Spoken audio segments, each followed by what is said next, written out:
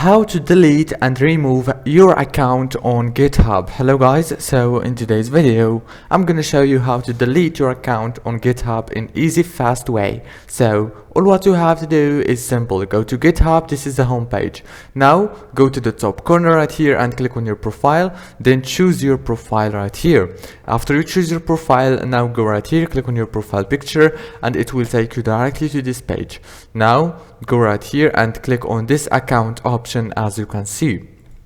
After you click on account, it will take you to this page. Now all what you have to do is simple. Just scroll down like this until you find the delete account option.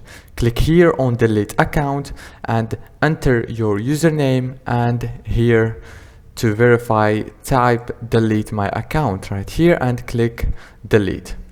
If this video was helpful, please don't forget to like, subscribe. Thank you for watching.